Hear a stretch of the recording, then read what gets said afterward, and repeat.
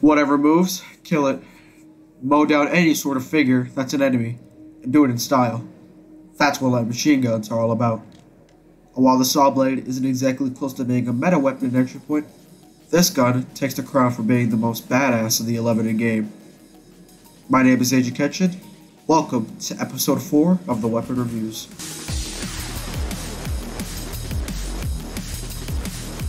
The Sawblade is a fully automatic 5.56 NATO light machine gun based off of the real-life FN M249 Saw. The gun has a deployment of 1,000. To buy, you'd be spending $52,000, and to sell, you'd gain $13,000. This gun has a capacity of 1,000 in the bag and 1 in the chamber, so 101 bullets total when fully loaded, and its base stockpile capacity comes in at about 150 rounds. The gun has a base reload time of about 3.5 seconds for a tactical reload and about 5 seconds for an entire empty reload. The gun has a mobility of 70, a concealment level of 9, and a damage of 45.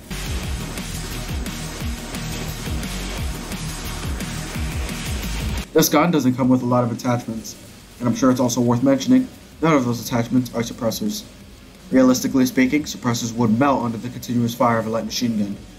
Anyway, the gun has a total of 7 attachments, not counting the iron sights. The gun has 3 sights and 4 grip mods. Not a lot of customization for this gun, but who needs it when you have 100 rounds of deadly firepower at just the tip of your fingers? My best advice would be to bring along red dot sight, since it's probably the most useful sight in game, and use the Ergo grip attachment for better recoil control while ADSing. You could bring Stubby grip, I guess, but who uses heavy weapons mastery paired with steady aim besides me? Obviously though, those slight decreases in recoil won't be enough, but there is a catch with this gun. The weapon has a bipod, which may seem like a useless thing that Sashano just threw onto the gun, but turns out it actually decreases recoil and decreases spread while pronating with the gun, or I think in some cases crouching. So, for mid-range gunfights, this thing is great for holding down a defense. As I mentioned earlier, you cannot really use this gun in stealth.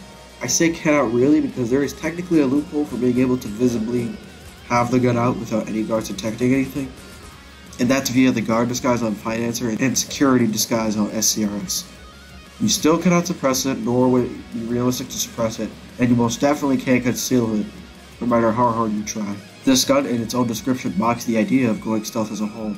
This gun has a hell lot of ammo, but not a lot of it in its stockpile, and you've got a big mag to feed. So as with all loud builds, pack as many deep pockets as you can, and grab the Hidden Reserves perk for that bonus ammo boost.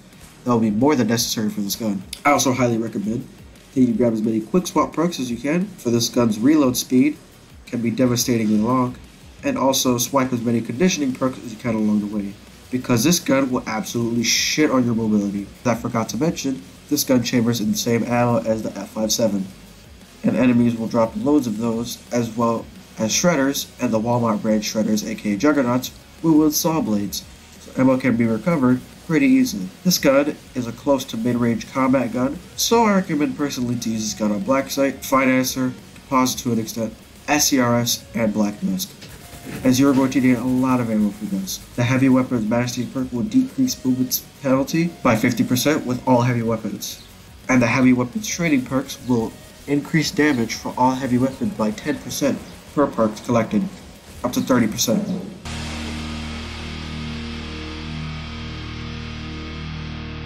Overall, pros of this gun are its high mag capacity, high fire rate, good damage, and defensiveness compared to other guns on the offensive side of things.